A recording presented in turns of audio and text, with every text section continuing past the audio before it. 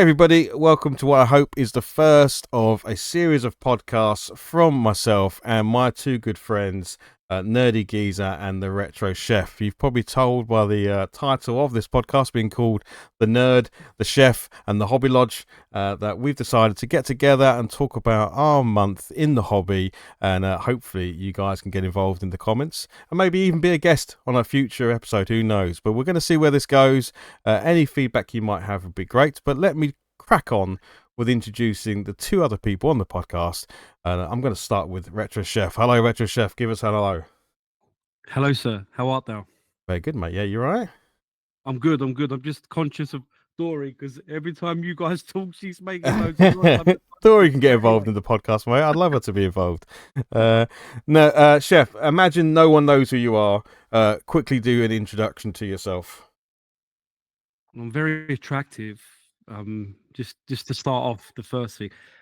So I'm the Retro Chef. I've been on the tubes now for over 10 years, dipping my foot in and out here and there.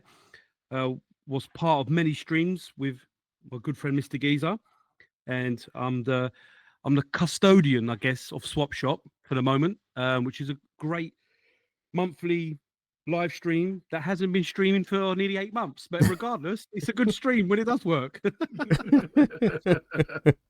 Excellent. Yes, and you are a real chef as well. That's the. So apparently, there is a horrible rumor that I am a chef. There is no evidence of that, but apparently I am. Yes, I am. Excellent. Right, let's bring in our other guest as well. Who I guess not guest, because we're always going to be doing this together. So we are the hosts, I guess, all three of us. But Nerdy Geezer, hello, sir. How are you? Hello. So I've been on the tubes now for nearly 5 years. Yeah, coming up 5 years. That's the first time I've actually thought about that. Come on during COVID as something to do.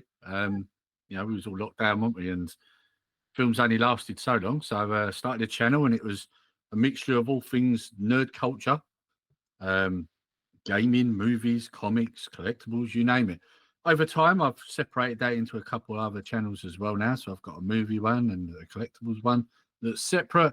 But my main channel is like a nice collection of all things, which is kind of similar to what we're going to be doing here, I suppose, isn't it?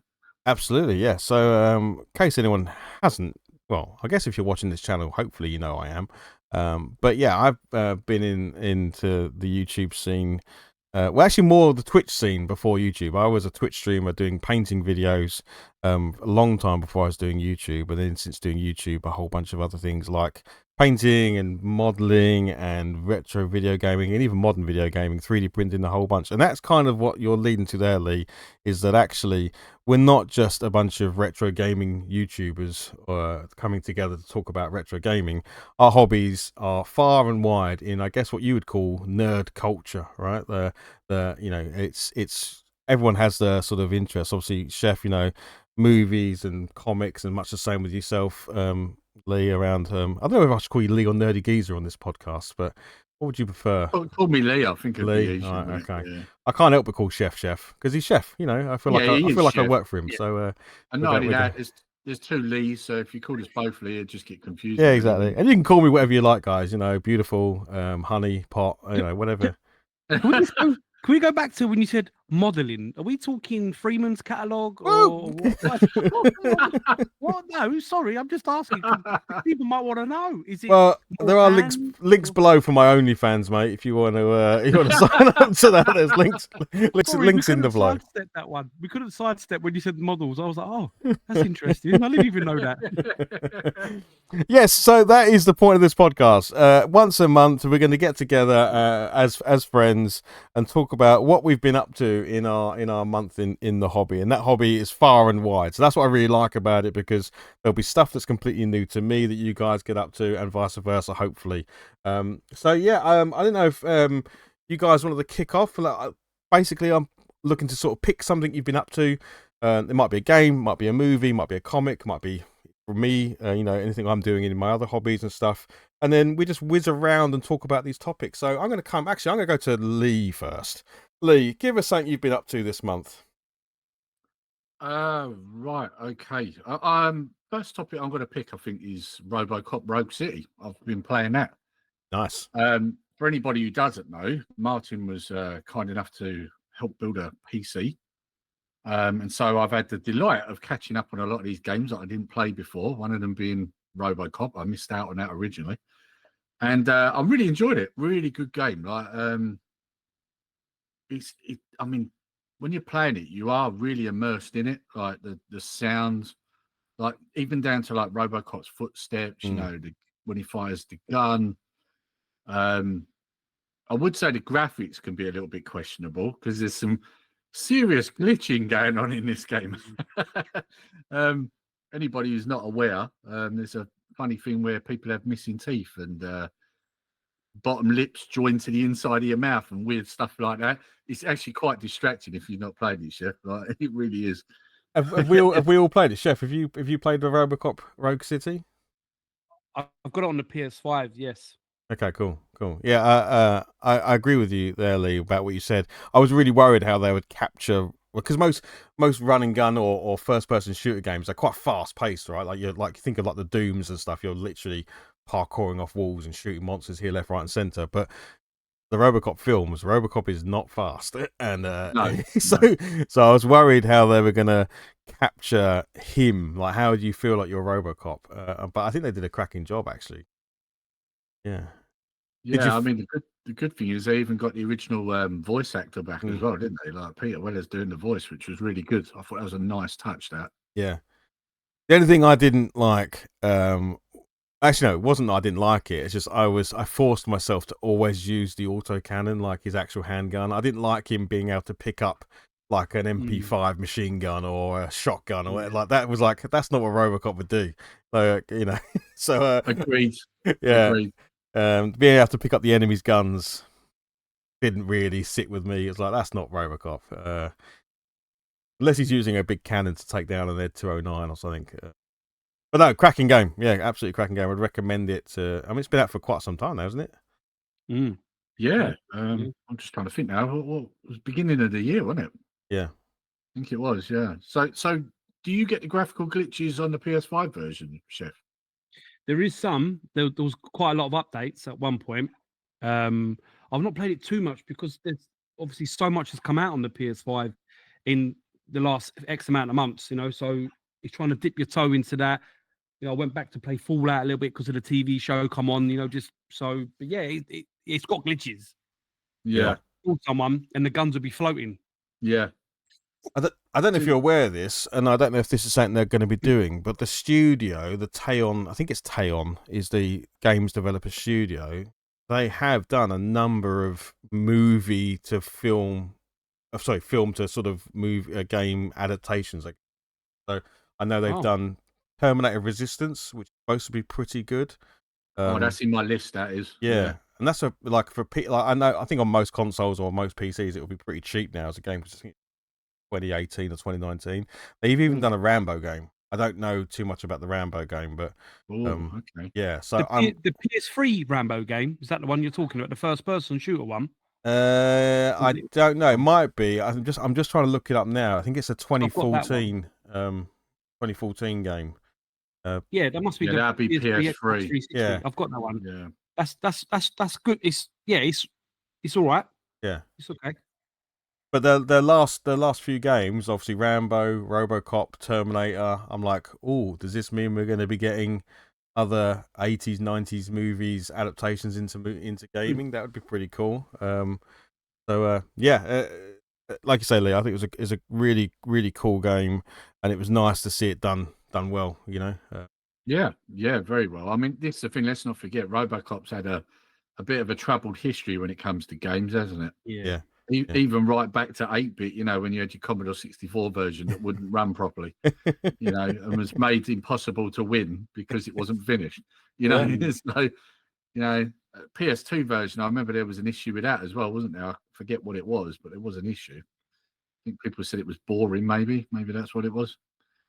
And I think that's that. And like I say, because of the pace of RoboCop, I think that might be a perception that it could be quite a boring game because he is a slow character, right? But he's hard as nails and he's cool as hell. So yeah. Anyway, so I guess to wrap this up, I think on this topic we're saying RoboCop Rogue City, thumbs up from the three of us. You should definitely go and play it, right?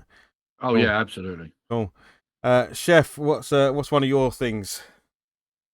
I'm gonna recently we've gone back to been playing Days Gone on the PS5. He got a PS5 update from the PS4, and I've been playing it quite a bit recently. I don't know what made me have the itch. I think I must have seen something online, someone talking about how broken it was. It was quite broken back when I was playing it on the PS4 back in the day.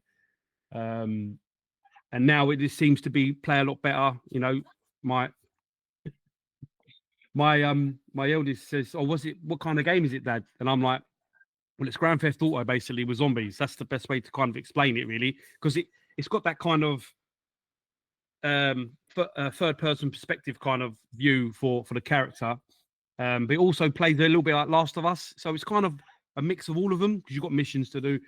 But I'm really enjoying it, and it is very overwhelming when you have to destroy the hordes of zombies, because they're like unforgivable. That is just when you think of zombies, you always think of Night of the Living Dead, is slow moving, but yeah, this is World War Z when they're just running at you. I really enjoy it. I mean, I mentioned it to you guys before about it, and I read recently, and I think they sorted out all the glitches, and I think it plays a lot better. I haven't finished it yet, but I'm hopefully not too far. And Dory likes it as well, as you can hear. I can hear, yeah, she's loving it. Yeah, I can remember when I can remember when the E3, I think it might have been E3. I know E3's dead now, but back then I'm pretty sure it was around. And when they showed the sort of, I thought it was always like a tech demo because they basically were trying to show how many things can the PlayStation 4 do on the screen at any one time, sort of thing. Yeah. And it was like those hordes of zombies were like, that is actually visually quite impressive. It's like, I don't know how you survive against that, and clearly the mechanics of the game let you do it. But I've personally not played it. But I know it's well loved, and therefore I should probably check it out because a lot of people do seem. Yeah, Lee. I don't know if you've played it, Lee.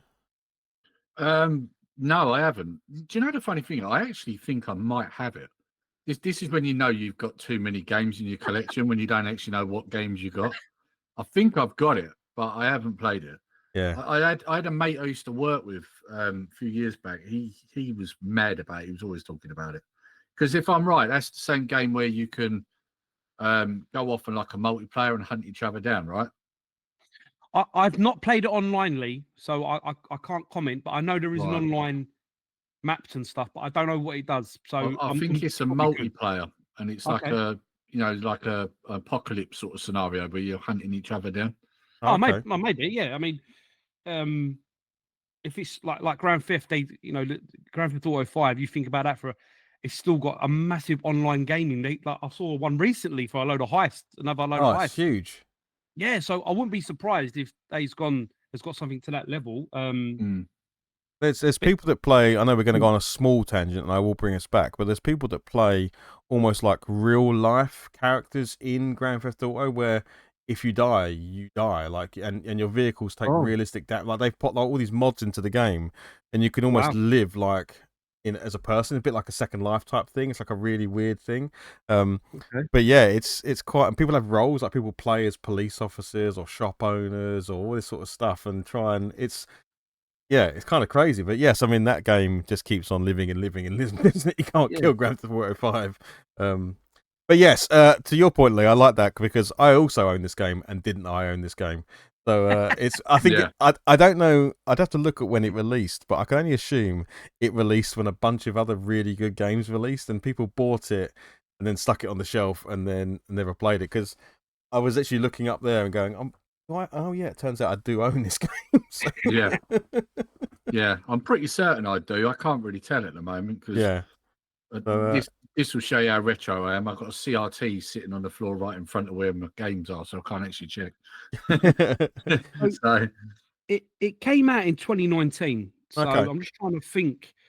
2019, what other releases? I mean, I got God of War in my head, but I could be completely wrong. Completely wrong.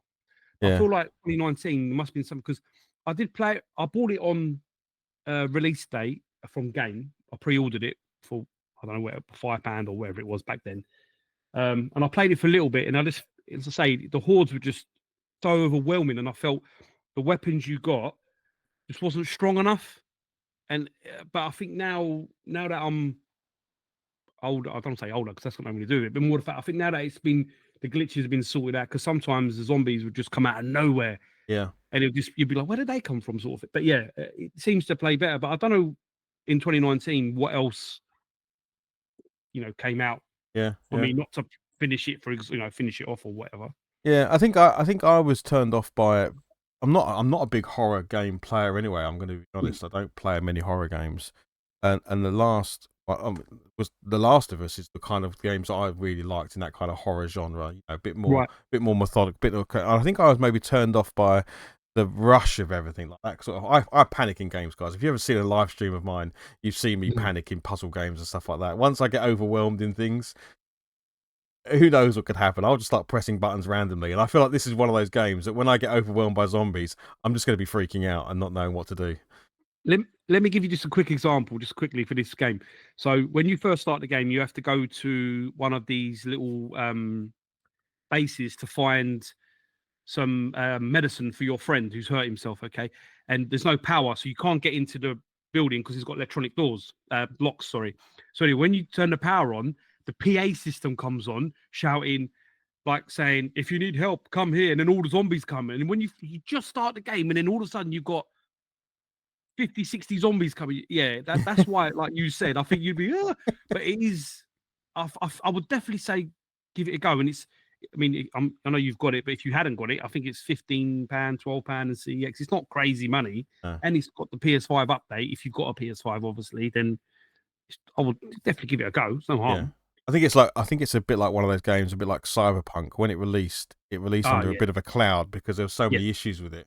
People didn't pick it up, and therefore that really affected its price. And if you wanted to pick up cheap, you can. But like Cyberpunk now, is almost a 2.0 release for the game, and it's fixed all of the problems and that. So it's definitely worth going back. All right, cool. So that's getting a double thumbs up from the chef. Yeah, definitely. I think so. Especially for you two. I'd love for you two to have a little looky and see what you think. Cool. Yeah, I'll have to have a look. All right. Just before you move on, I just want to say, like, if there's any background noise, it's my Jack Russell snoring. Like, she's really loud. She's distracting me at the moment. I don't know if you've heard it, but she's really loud. At least it's not our audience snoring, mate. That would be the thing I'd worry about. But animals, the pets are taking over the stream. Yeah. Is this a podcast or like a pet review thing? The bird, the dog. I haven't got anything with me at the moment. Maybe that's what we should have named it. That could be episode 2. Molly's got older, she's turned into a real snorer. If it's any consolation, as me and the audience, we can't hear anything, so you're all good. Good. So I guess I'll carry on the video game theme then, and we can maybe change things up next round. But my game for this month has definitely been, and I don't think either of you have played this game, is a game called Baldurs Gate 3. It's a huge, and I've always wanted to play games like this, but I've never really tried. And it's only because my son was playing it and he kept telling me how awesome it is, I decided to get stuck into it. And then 80 hours later, I finished the game. Whoa. So it was one that. So if you don't know, basically it's a role-playing game. It's called a CRPG rather than a JRPG. I don't know what CRP stands for. I probably should have looked that up before I spoke, but it's essentially the Dungeons and Dragons system, so kind of using the rules of Dungeons and Dragons in a video game, and you create a party of people, or you build up a party of people, and you go on this pretty epic adventure, which is full of constant twists and turns, and it is absolutely amazing. I think it has to be my game of the year this year, and I cannot highly recommend it enough. You've got to put some time and effort into it. Go on, Lee, jump in, mate. Right, so it apparently means computer role-playing game. Oh, okay. Nice really? and simple. Nice and simple. That's what it means. Yeah. Nice and simple. Okay. So yeah, it's I'm trying to make it sound. It's a bit like a click and point adventure. So a bit like let's take a point and click adventure. Let's take a looter, like a Diablo type game, and then strategy combat. So turn-based combat. Connect those three things together. You've got what this game is. the story is huge, and there's every decision you make can change the game entirely. Like, I know some games say, "Oh, yeah, decisions mean something." In this game, they really do. You can complete this game by being the most evil person possible, killing everyone and being the big bad at the end of it, or you can save everybody and be the hero, and everything in between. Your party members can live, die, try and kill you, be your partner at the end. You know, you can do everything. You can lie through your teeth in this game. You can charm everybody for them to be on your side. You can murder everybody if you want. In fact, there's a whole ending based around being a disciple of Baal, the god of death and murder, and you can play that way. But I've never played a game that is so open. And on top of this, means there's hundreds and hundreds of characters in the game. Everything is voice acted. So you don't have to read a load of dialogue. A lot of these times when you play older RPGs, it's a lot of reading, a lot of loads of dialogue between characters. But everything in this is expertly acted, and it is so enthralling. Honestly, it was just such an amazing game. Combat's fantastic. The graphics are fantastic. Just huge. And I know this is not going to be a game for everybody, but I would highly recommend giving it a go. I know it came out on console, so you don't have to play it on PC. You can play it on PS4 and PS5 and others, I think. But if you ever do see this around cheaply, yeah, I couldn't recommend it. Fantastic game. Probably easily my game of the year, which is hard in a year that had the Elden Ring expansion. But I guess I can't call an expansion game. Yeah, there you go. That's my game for the month. And like I say, I've done 80 hours in it to complete it the first time round. I've since done another 30 hours. I'm replaying it again because I'm now going to play like this holier than thou paladin class where I'm going to be like out to save everybody. Where my other one, I was this horrendous murderer. So that's the point. You can play it through multiple times because you can have different personas. So yeah, sorry, I've got a bit of a rant. Maybe someone should jump in. Is it wrong that I would probably want to be the murderer? No. And in fact, there's an entire class made for that. Like, if you want to be the real, sorry for the language, but bastard in the game, you can be that. You can absolutely be horrible. And that's not like in other games. If you try to do that, you're almost like going against the game. But no, the game will allow you to do that. There is dialogue, there is missions, there is everything wrapped around it. So no matter what type of person you want to be in the game, somehow they've accounted for that in the game. And there are missions and objectives and a full ending to the game based on that. Becoming this disciple of Baal and killing everybody and becoming... Yeah, it's just awesome. Just a fantastic game. And I definitely recommend. The only issue I'd have, I think, is the amount of time you'd have to put into it. I don't think I'd have that much time to do, you know? Yeah. The nice thing, the only thing I will say to that is that you can do it at your own pace. So you can literally, it's not like a game where there's levels, like I have to get this far in a playthrough. If you play 10 minutes, didn't encounter, and saved, that's it. You could just literally do that. So you could really piecemeal it up, and it'll be a game that will probably last you a year. You know, you'd have that solid gameplay. But it's also a bit addictive in that once you start, that first 10 hours, and I know that's a lot, that first 10 hours can feel a bit slow, but then it really ramps up. And so yeah, go. That's my gaming pick of the month. That gets a double thumbs up from the hobby. I just looked. I've looked on my gaming list what I do own. I've got number 1 and 2 on the PS2. Yeah. And I just went on to CX to see there are other companies and brands to look for games. And it's, I don't know why, but it's only got Baldurs Gate, special deluxe edition for £120, and it's out of stock. They've got no other PS version, and then Amazon's the same. Wow, that's interesting. You can get 1 and 2 on the PS4 or the Xbox One. Yeah. On CX, but yeah, I'll have to have a look. I have to look online. Maybe I'll have to buy it digitally if I can't get it. I haven't looked on eBay yet, but yeah. Well, see, from a PC point of view, everything is digital now. So I suppose that's one thing you don't have a problem with. when it comes to getting hold of it. This is true. This is true. And obviously, I played on PC just because I'm a mouse and keyboard kind of guy for this. There is no reason for it not to work with a pad.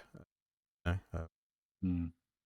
So yeah, that would definitely be my recommendation to anyone listening. If you haven't checked it out and you've maybe stayed away from these kind of games, it is made easier by the fact that it's all voice acted. I know with Baldur's Gate 1 and 2 and other games of that like, normally the main line is voice acted, but then all the side characters and that are all text, or maybe even the entire game there's no voice acting, especially with the older ones because obviously it's capacity and all that. But the entire game from start to finish is, even if you talk to a mouse, if because you can do that, you can cast talk with animals on yourself, and you can talk to a mouse running around a house. It will be voice acted. It's unbelievable the amount of effort they've gone into creating this game. Crazy. You can't get it UK PAL unless you buy the special edition. I'm looking on eBay and there's loads of Japanese, which I'm guessing you can change the language. I'm assuming you can, but there's no PAL released, just a game only. There's only the special edition, which is going for extremely a lot of money. Wow. Okay. I didn't even realise. I have to look into this, mate. Thank you. Yeah. Okay, cool. Let's go back to you, Lee. What else have you got on what else have you been up to in the hobby? What else you got? Right. Okay. So anyone who knows me already knows that I have a huge interest in movies too. And I'm not going to be nice, but I am going to be careful how I speak. Martin knows where I'm going with this already. Alien Romulus. Yay! No. No. He wasn't a fan, Lee. You know, Alien 1.5, Aliens 1.5. No, it isn't.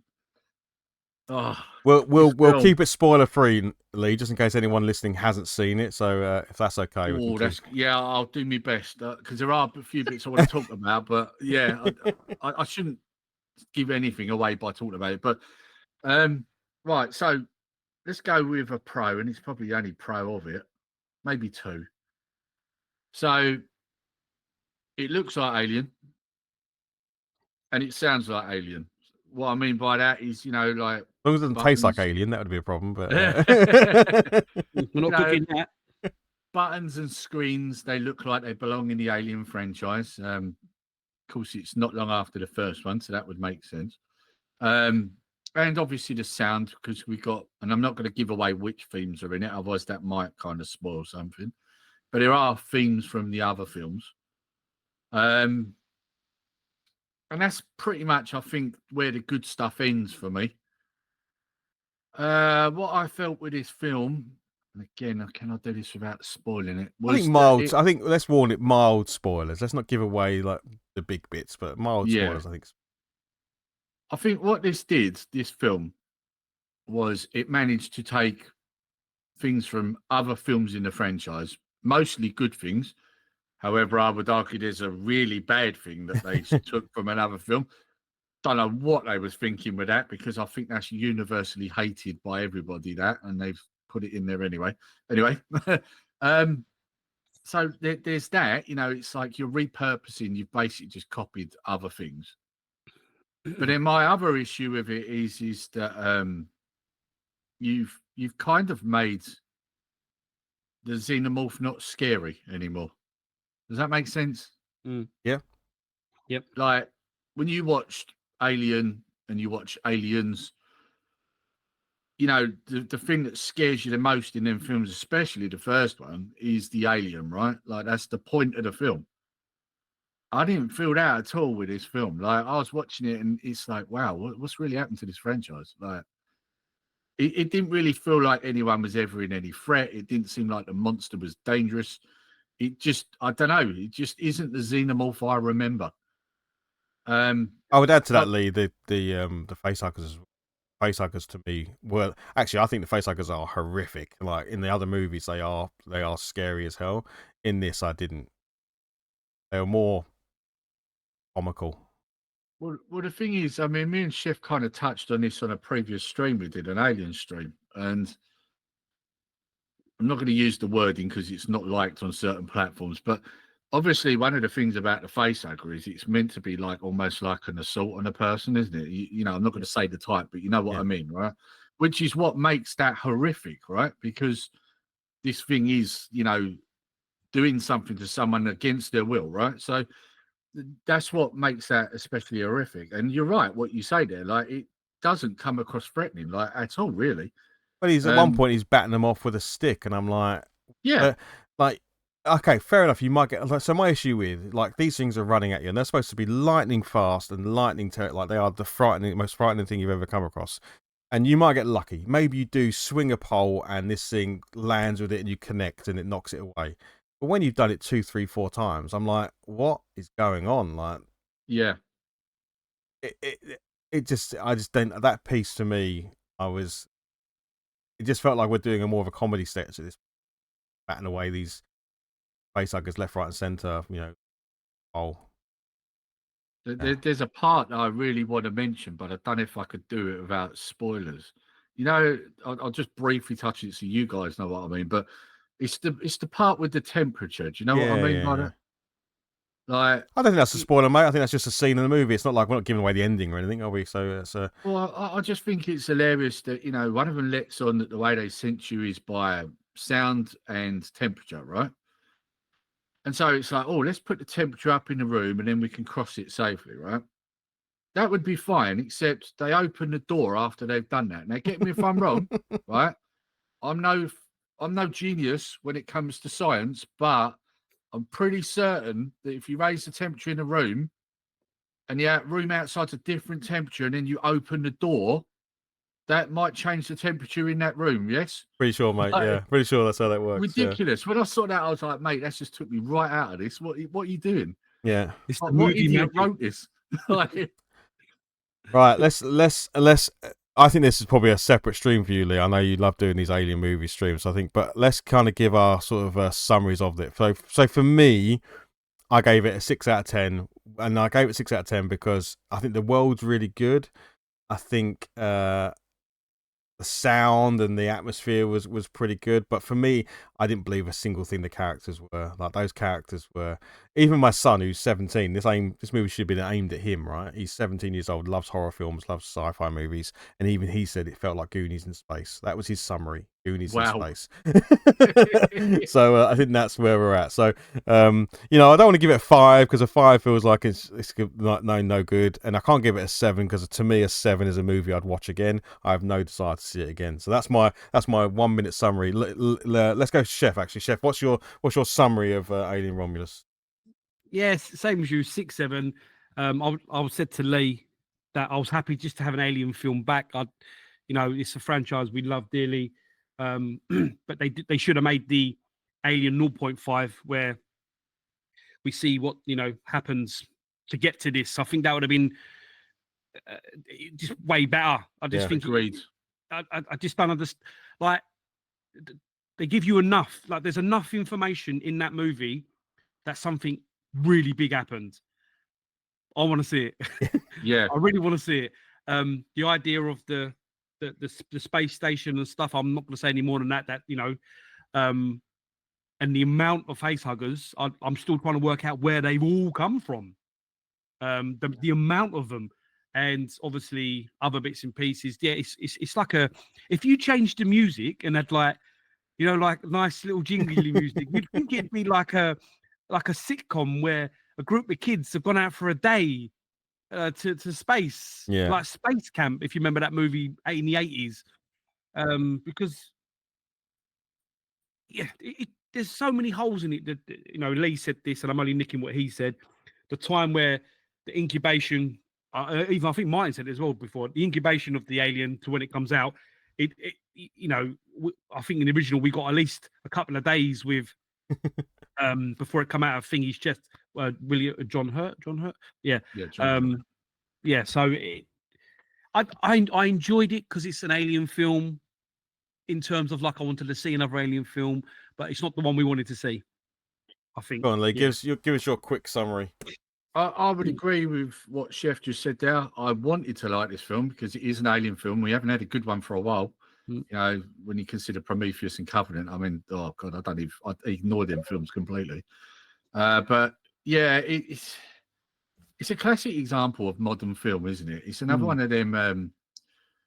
Let's use a mystery box and not explain how anything's really happened, and nick things from other films and repurpose it. That's basically what it is for me, this film. So as a result, I would actually be quite harsh and give this a middle of the road. It's a 5 out of 10 for me. Yeah. I will not be buying this film. I will not be rewatching it. And this is someone who actually did buy Prometheus and then got rid of it. So like this says a lot when I'm not buying this film. Yeah. I wanted to like it, and I also agree with Chef. Like what I wanted to see was the film we didn't get. And if you, in fact, actually, I'm going to plug it. If you go and watch my Alien Theory that everyone told me I was wrong on, I wasn't that wrong, was I? Some of the things I got right, and some of the things were what we should have seen in this film, and we didn't. We know they happen because they get told, but we didn't see them. So. Yeah. Okay. I think we're all in agreement that if this was Aliens 1.5, we all really want to see Aliens 1.25. What was the aliens with the big chap? You know, we want to see him tearing through this giant ship full of scientists and God knows what. That's the movie we wanted. Unfortunately, they did a time skip on that one. They did that off screen. The big chat movie happened off screen. So yeah. Okay, well, I look forward to the stream or video you do, Lee. Obviously, pull apart. Yeah, we'll see when we get to that one. Okay, Chef, what else has been going on in your month in the hobby? I saw Transformers 1, Nice. which I quite enjoyed. Actually, it was actually quite good. Again, I don't want to give too much away. I want to say it's loosely based on Orion Pax, who is pre-Optimus Prime, who was, because it kind of contradicts itself. They say that Optimus Prime and Megatron are brothers, and then they're friends. But in the original comics, it's laid out a little bit different. However, it's a good film. Chris Hemsworth is the voice of Orion Pax, which he seems to be everywhere now. Don't he, old Chris Hemsworth? But I quite enjoyed it. The gentleman who does the Megatron's voice, I can't think of his name, but I can see his face. He's in Bullet Train. Black guy, I can't think of his name now. And then Bumblebee is voiced by one of the Key or Peele from the TV show, the comedy show, which they're really good. It's it's really good.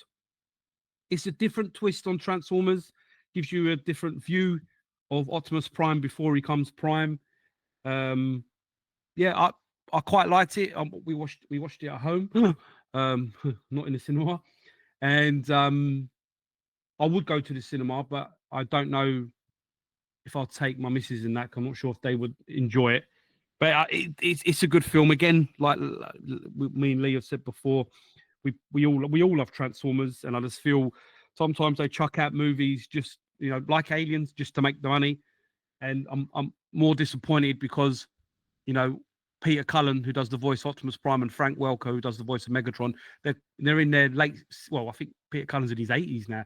We haven't got them around for much longer. I'm not saying make film just for the fun of it, but there's certain films I would love to see. The original cartoon movie, which from the 80s, I'd love to have that remade, or something, or a follow-on. Just I don't know.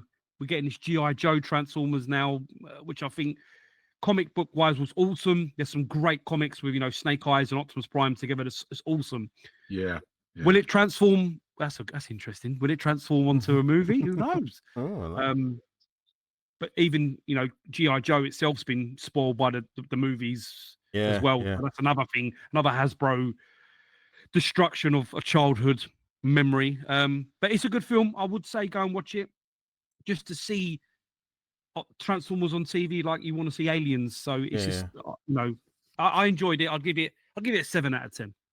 All right, cool. Yeah, I haven't seen it yet. I definitely will watch it. I might sit down with the boys and do what, because obviously they're the next generation of people that need to adopt this stuff, right? And love it. Otherwise, it goes nowhere. So, be interesting to get their take. That's why I was interested in James's take on the Aliens movie, for instance, because it was he's next. If he doesn't love it, then who's the audience for?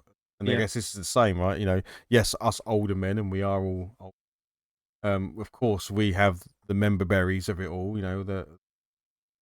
feel something towards Transformers, but unless a new audience is in love with it, there won't be future ones. No. Have you seen it, Lee? I haven't. At some point, I probably will watch it just to see what it's like. I'll be honest, I'm not holding a lot of hope because they keep messing with Transformers, and I'll be honest, it kind of annoys me. Like, I was a big fan of it back in the 80s. I mean, you guys know I'm a fan of it. I still buy the G1 toys now. Yeah. So, yeah, it's I don't know, like it's like, can I do this to myself again? Like, you know, it's like when I did the Michael Bay films, for example. It's like, oh mate, what are you doing to this franchise? You know, I mean, in fact, after the first one, they pretty much just copied after that, didn't they? The same thing in every film. But so I probably will get round to it. What I should say is there is a new line of comics come out not that long ago. Dynamite Comics are doing them, and apparently they're really good. What I will say though, Chef, if you do think of getting them, you might be a bit shocked because they kind of done a Transformers the movie from back in the day, where they might have killed a few people off that you weren't expecting in the early issues of the comics. So, hopefully, someone can't get any worse for me. than the original cartoon when Ironhide and Red Alert and Brawn and all them got killed like that. Which you might find that these ones are a little bit more relevant than that. Yeah. So I can tell you one thing though, the artwork looks on point though. It looks just like the original comics. It looks real good. Yeah. So yeah, I've been waiting for them to put them together into graphic novels, and then I might pick them up. So cool. All right, so homework for us too then is to maybe go and see Transformers and give some feedback on it. Yeah, brilliant. Yeah. So yeah, I guess I can't really talk about. I was going to talk about movies, but I'm going to head into the other thing that I've been putting a lot of time into this month, and that's been getting back acquainted with the paintbrush. So I've spent the last month, funnily enough, because I've not done it for so long, discovering first of all that a bunch of my paints have dried up because of Games Workshop's amazing pots that don't quite close properly after you've opened them, and I'm sure it's a mechanic they have to make you buy more paint because never. Yeah, exactly. So a load of my paints have dried up, which is infuriating. But after I got over that and dug out some other paints and bits and pieces, I have been getting back into my tabletop miniature painting. I've done a bunch of streams recently, and even after your suggestion, Lee, taking some of those streams and condensing them down to really short videos, 3 hours in 3 minutes, the sort of thing I've been doing.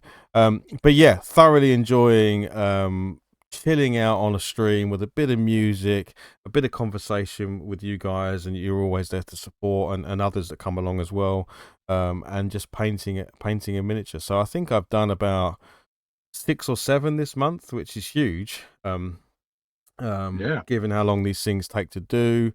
And it's been thoroughly enjoyable. Actually, I've been doing a Halloween one, even as new as literally this week, that I've been really enjoying. Big monster thing that I'm hinting at, which hopefully I will finish this week.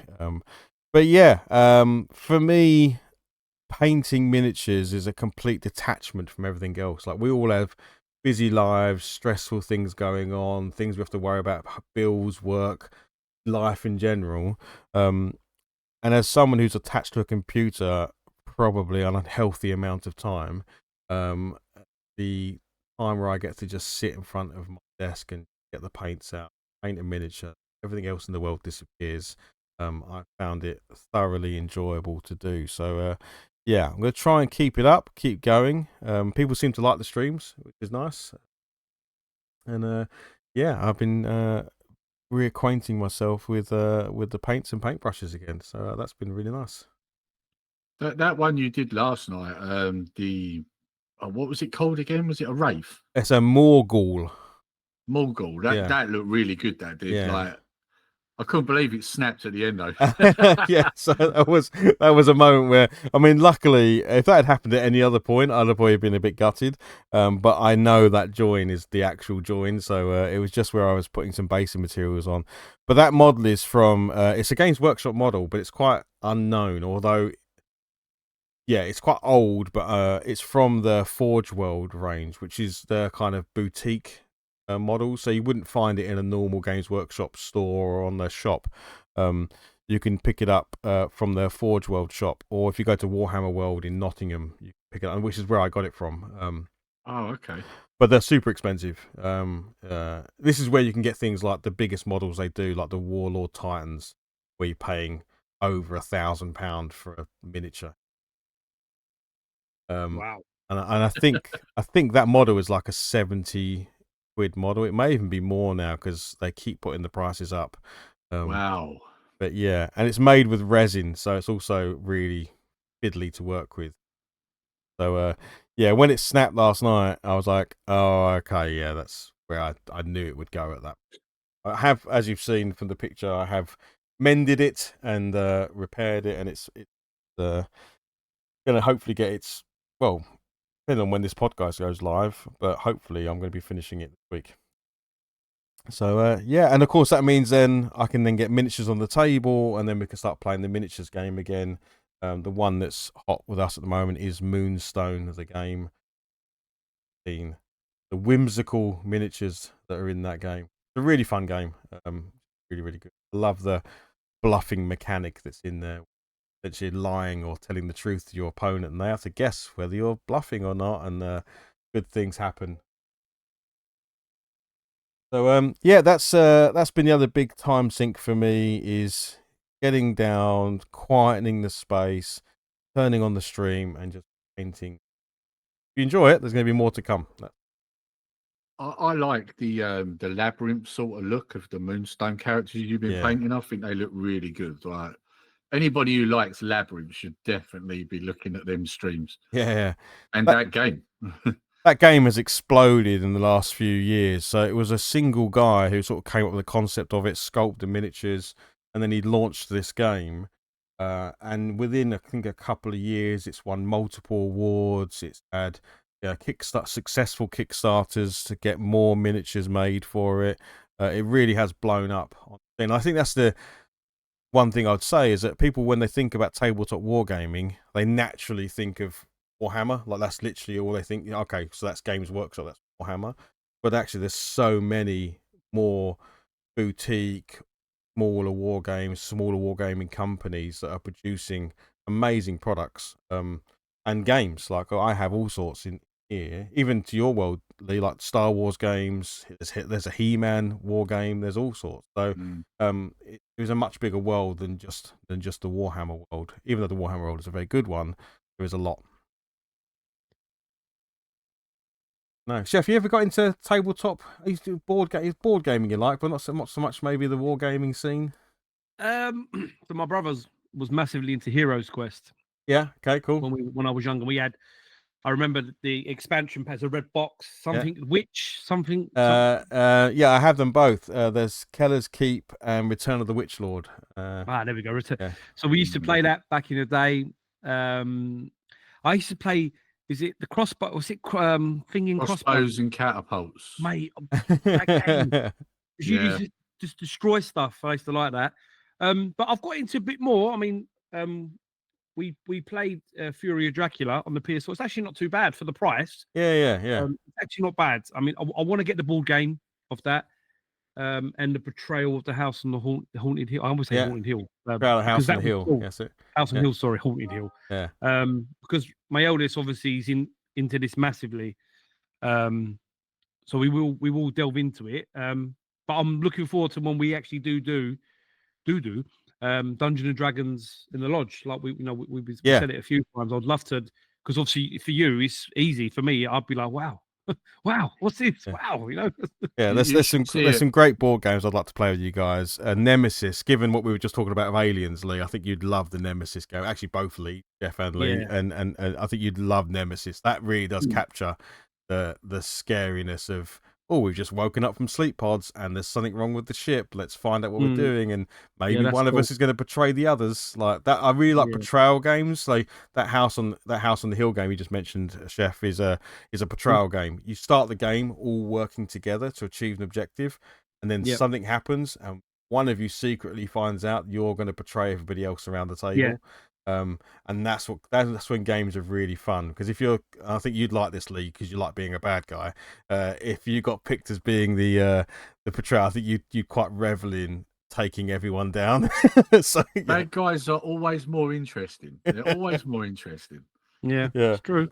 Yeah, so portrayal games are really cool, but also games like Reich Busters, which is like weird World War. Like you're a set of heroes and you're taking on sort of the Reich, but it's almost as if they continued science. Like games like Wolfenstein. Like this is Wolfenstein in a board game, and it really promotes you being action. So like busting through doors, throwing in grenades, going in guns blazing. The more out there you are in the board game, the more reward you get for being so. So I think you'd really enjoy that as well. So there's loads of cool games, and like I say, the world is bigger than just Warhammer.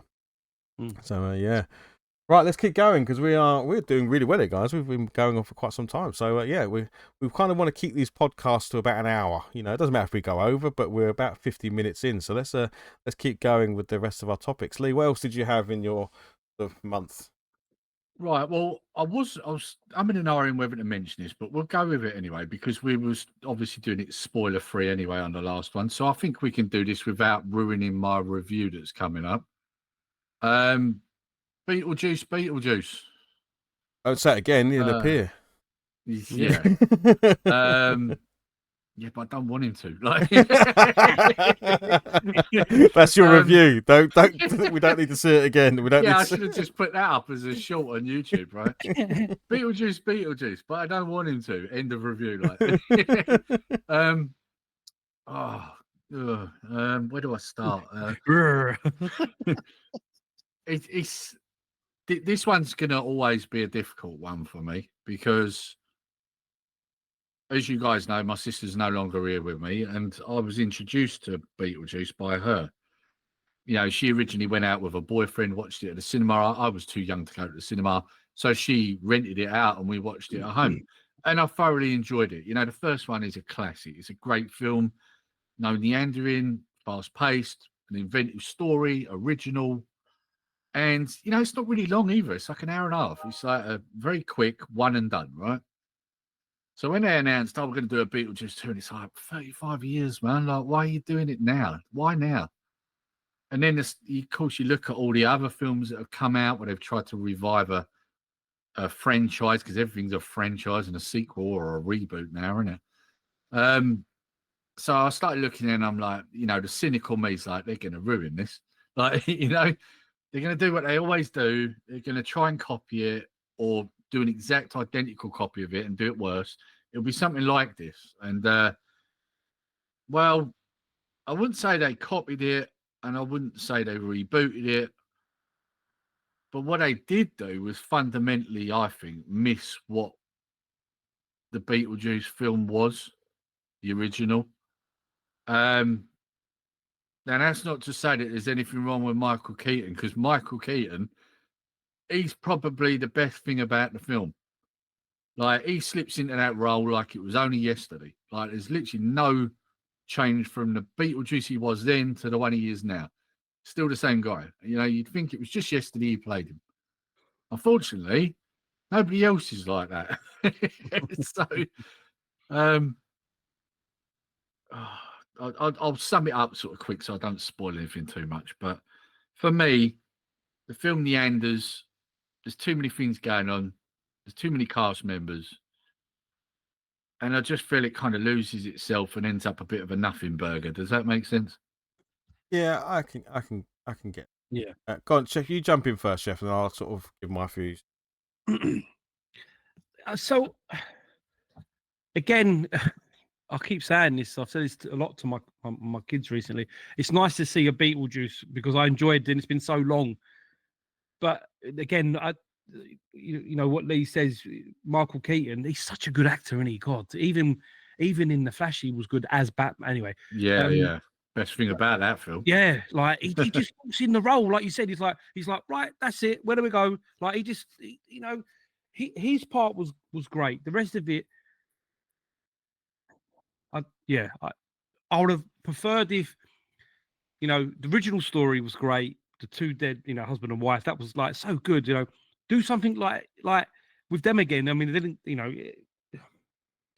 Yeah, I don't know. I just think sometimes some things need to be left. However, if they're going to do it, they've got to do it right. You know, which I know is not the easiest thing to say because they probably felt it was a good film. I'm assuming they must have. Yeah. Oh, I say that, but he just didn't try. You know, but because I don't know when it come out in the cinemas, was it such a big hit or has it got a cult following after? Because certain films are like that. You know, when they come out in the cinema, you know, like what the hell is that?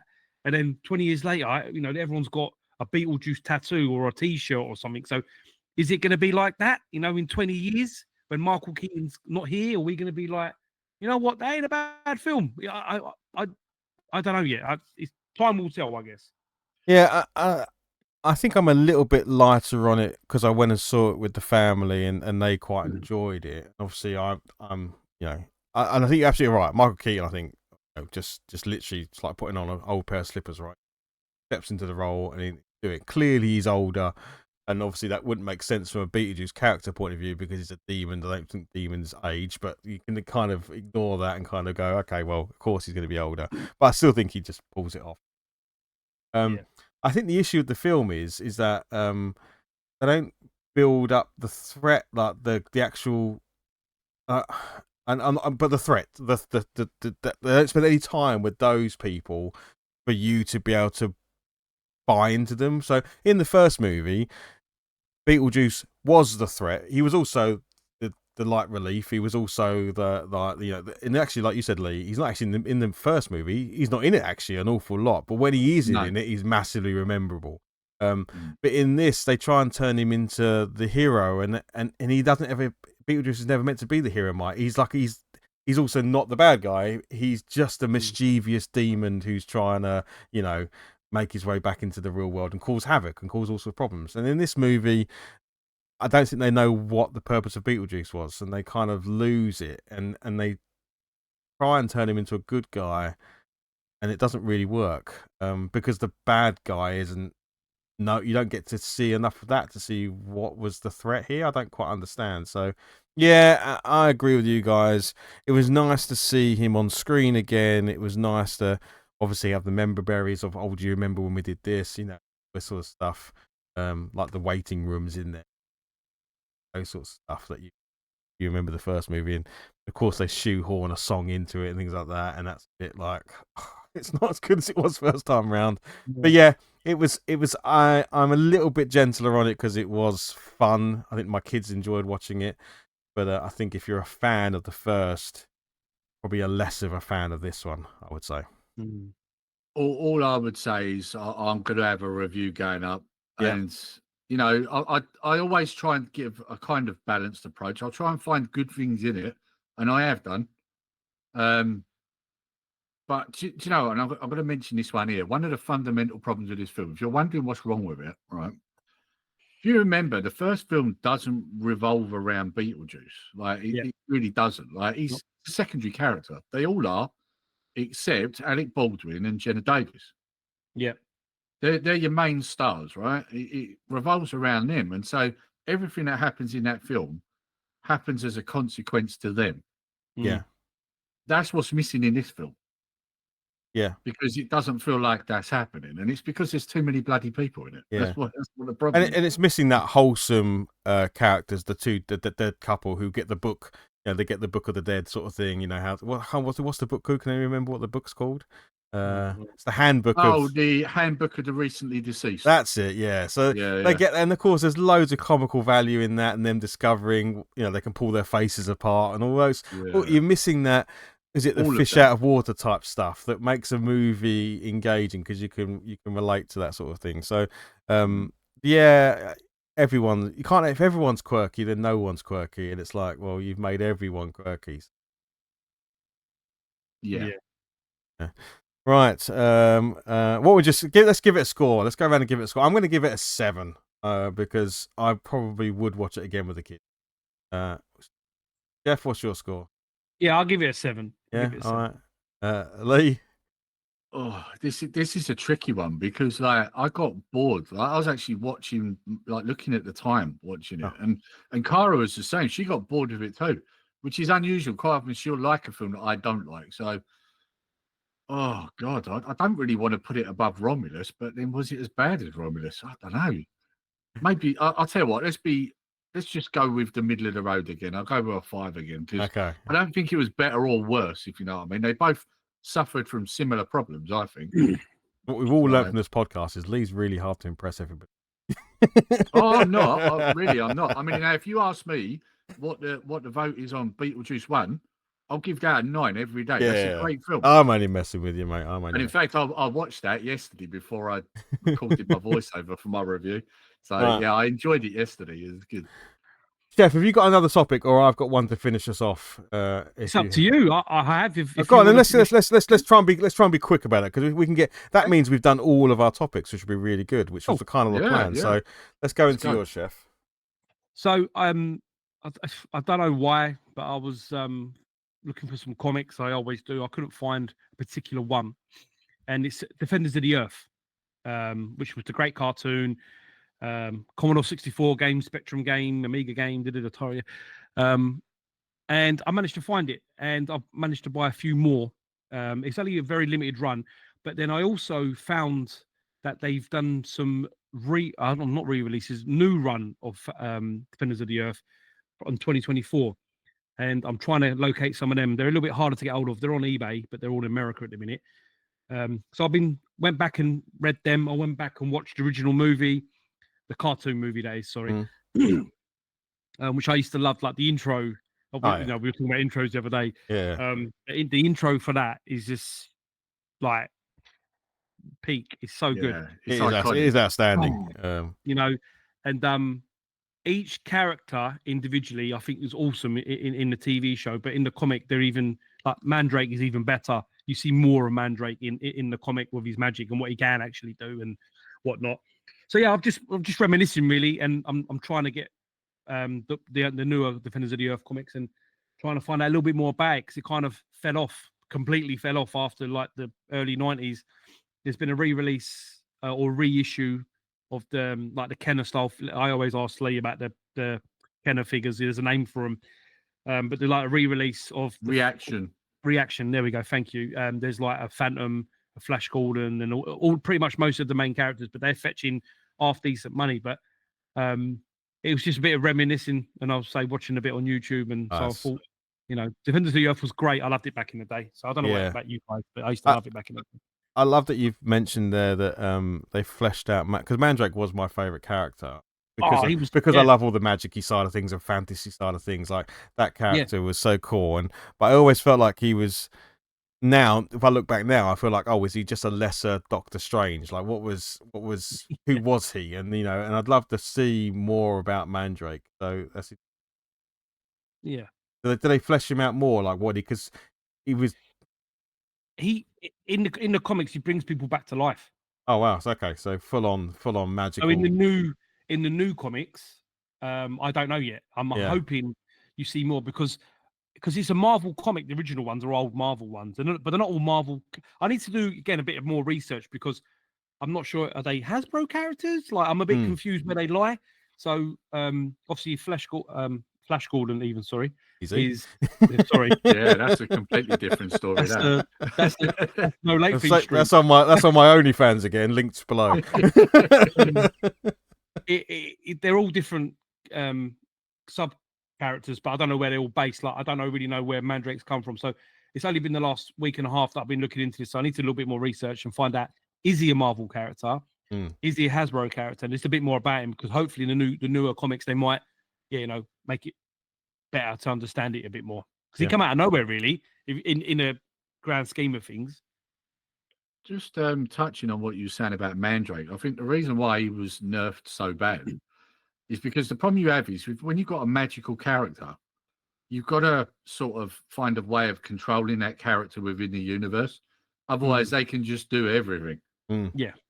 So that's probably why you found that he kind of disappeared into the background a lot, because otherwise, let's be honest, he'd be running the show in every episode. Like, Yeah. It's so funny you say that, Lee, because that brings us almost back full circle.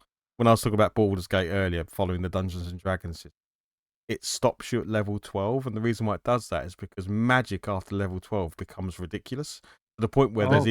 there's even wishes in Dungeons and Dragons. So at the Right. point where you can make a wish, where you can just wish for the bad guy to be dead, so they have to stop you from doing it. So you're exactly right. In comics or movies, all this sort of stuff, you have to have some limitations in place. Otherwise, you get to the point where, well, now they can just do anything because it's magic. And I think that's the problem with some of the Marvel stuff is that look at Iron Man and his suit gets to the point where his suit is now just magical. It can do whatever the movie requires it to do at this point, and it loses that. Where's the threat? And I guess this is the same. Like they had to make Mandrake, the master. They called him the Master of Illusion. So that's why I wanted to know whether it was just what he could do was just illusionary, or could he actually do real magical type stuff. So I hope that is a character that maybe gets splashed out, because I think he was.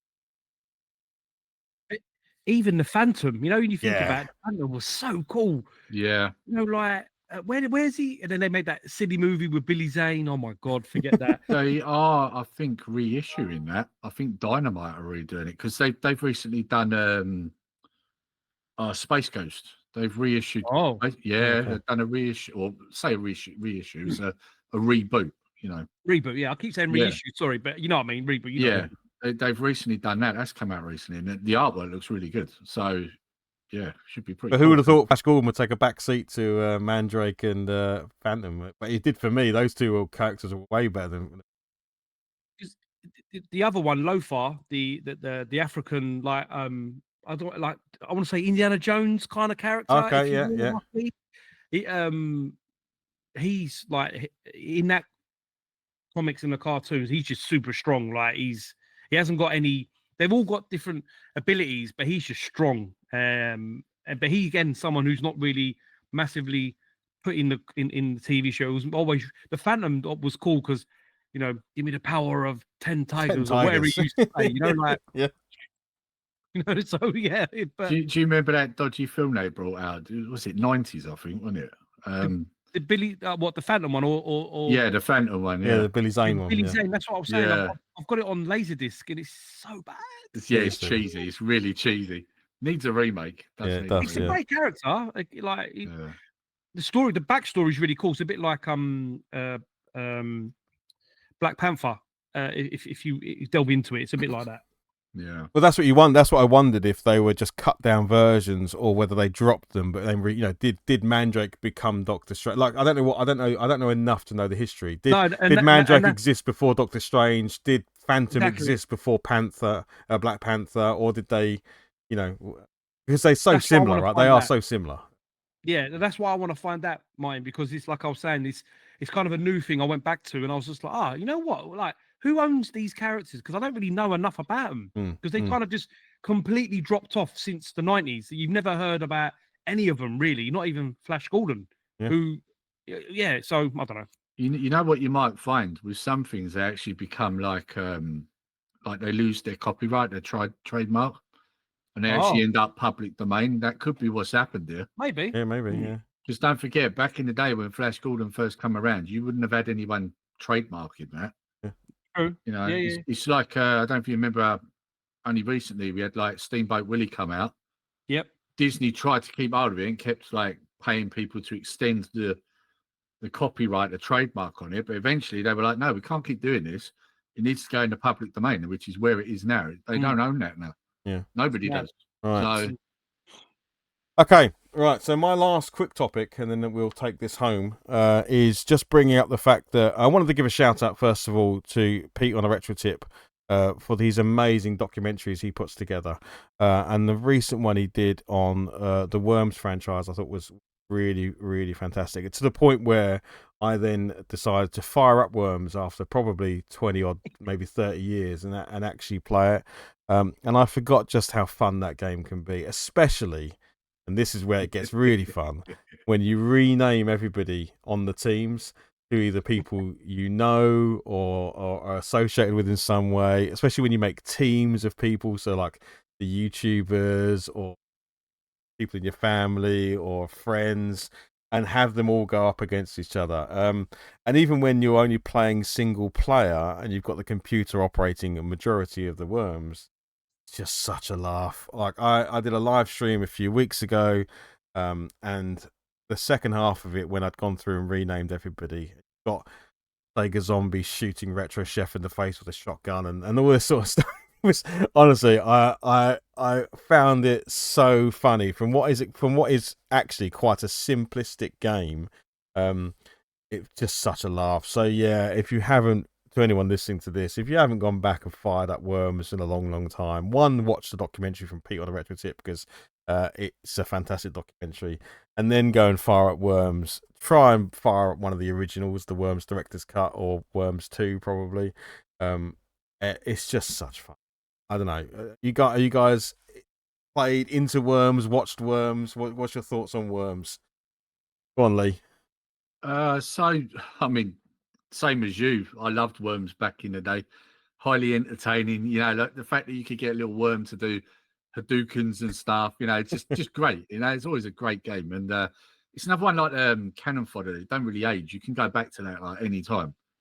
And the fact that it's not 3D at a time when games were predominantly 3D is good because it's aged well. And agree with you 100%. Pete's documentary was on point, but then they always are. Yeah. And I'm just going to mention a couple of others he's done. GoldenEye, making a GoldenEye, that's really good. And he did a Skull Island one, Monkey Island one as well. That one was really good too. So if you've not checked out on a Retro Tip, you owe it to yourself to do that. But yes, it was a really good making of Worms he did.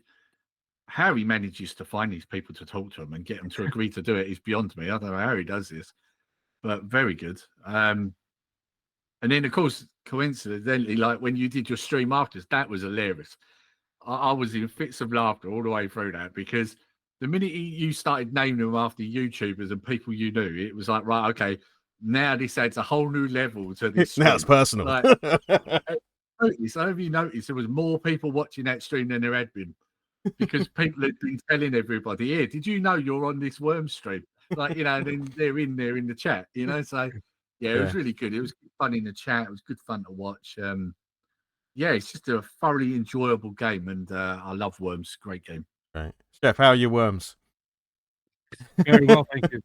Yeah, I played a lot of it on the PS1. I wasn't anything before then, really. To be fair, I think was it Worms Armageddon and all them ones, the later ones. I never played it on any other systems really. I enjoyed it. I always kind of would put it against Lemmings in a strange, you know. That's how I preferred Lemmings because, you know, let's go and all this and everything. So, but yeah, I love the stream, and I don't know how Pete does it. I don't know how he finds these people to do these documentaries, you should say. But yeah, it's cool. And your stream was great. I think the answer to that is he puts in. I mean, he only does a few videos a year, right? And that's because they take such an amount of effort to do.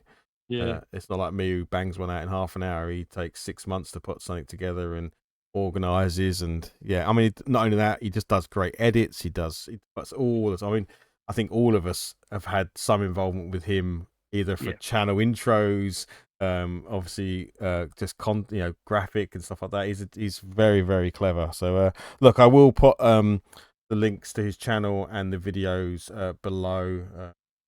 Yeah, it's definitely worth checking out. But yeah, to finish this off, like I'm definitely gonna be playing Worms again. It's just so funny. I would even argue it's funny to just let the computer. Sometimes there's not many games in the world, apart from maybe Sensible Soccer and now Worms, where actually it's fun to watch the computer play against the computer, like, and just do commentary over the top of it. Because like I've done that before. I don't know if you guys ever did. It's a slight tangent, but when in the old days, like the World Cup was on, I would set it up in Sensible Soccer and let the computer play to see who would win, like, you know, in matches and stuff.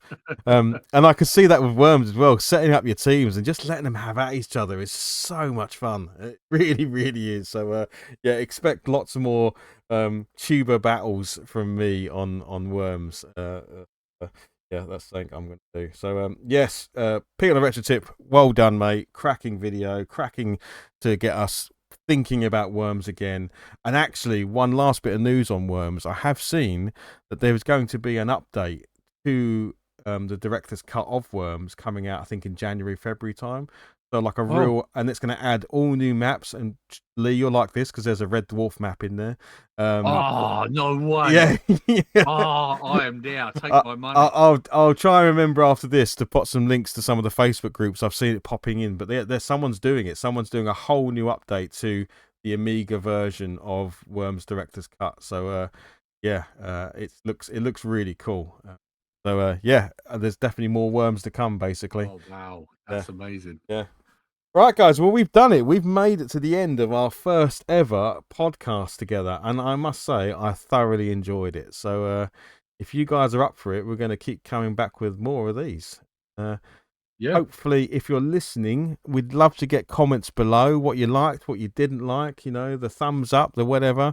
We will organise this probably monthly, guys, I think is what we're looking to do, right? And have a look back at the previous month.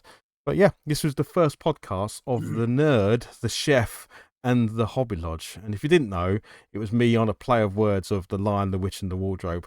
In fact, they even called it the Wardrobe at one point. So we may come up with a better name at the moment, but that's what we're going with at the moment. So yes, I guess, Chef, any last words from you? Actually, Chef, I'm going to put you on the spot. What is your Halloween movie that you recommend everyone goes and see? Quick. Friday the 13th. Friday the 13th. Okay, right. Lee, and by the way, Chef, anything going... Actually, yeah, let's finish off with, that's your movie, and anything going on with yourself? I've got laminate to get laid. So that's what I'm going to be doing. Nice. Hopefully a couple of new vids. Got some bits coming along. But yeah, just trying to get back into the tubes now and hopefully do some stuff with Lee and yourself a bit more. But yeah, slowly, sir. Brilliant. Okay, so Lee, Halloween movie pick, and what are you up to? Right, so Halloween pick. Actually, I'm going to pick something unusual, and you guys know I like this film, and that is oh blimey, I forgot the damn name of it now. Why has that gone right out of my head? Oh, it's right over from me as well. Do you know what? Let's just go with Halloween. Let's go with Halloween because actually Halloween's a classic. It doesn't matter. You can't. 2018 one's quite good though, but I would say the original. Yeah, Halloween, the original. Okay. Yeah. Right. In terms of what I've got coming up on my main channel, I've got a gaming vid going up tonight, and I've got 2 videos set to go on my movies one. One of them is going to be a VR to Pedro's Movie Cabin, and the other one, and that's going to be an interesting one actually. It might interest you guys. The other one's going to be a review of Beatlejuice, and at some point I've got something coming up on the collectibles, but I don't know when. So cool. Yeah. Excellent. My movie recommendation is going to be Smile 2 at the cinema. And the reason why I'm going to say this is because I saw a news article the other day about Cineworld having to close maybe another 18 cinemas across the country. So my shout out is to, if you can, go and support your local cinemas, because it's going to be a real shame if they all close and we're only left with the mega complexes at the big shopping centres and stuff like that. Because, hey, having a local cinema, like me and Lee have one that's literally a mile away, maybe less than a mile, actually, Lee. You could even walk to it. And it'd be a real shame if it went, because then we'd have to, jump in our cars and drive and all that sort of stuff. So, and actually Smile 2 wasn't bad. It was all right. It's a good sort of popcorn horror movie to go and see. A bit creepy in places, plenty of jump scares. So, if you can, go and support your local cinema. Go on, Lee, jump in. I've remembered my film. Hey! Right, it's a UK one. This is why I wanted to remember it. Long Time Dead. Long Time Dead. Oh, okay. Yeah, if you've not watched it, watch it. It's I've not seen it, so I'll watch it. Yeah. Yeah. Brilliant. There we go. So, and from myself, expect lots more painting streams, because I'm big into that. Obviously, there's going to be some Worms. I really, really want to do a channel update and a bit of a room tour. This room has changed massively in the last year. So I'd love to do that. But and of course, this new podcast, which will be coming to you monthly. So what a way to end. I don't really know how to end podcasts because we can't wave to everybody. But imagine we're all waving, everyone, and we're going to say goodbye. So goodbye, everybody. Bye-bye. Bye. See you later. Bye. Bye. Hey, bye. See you next time.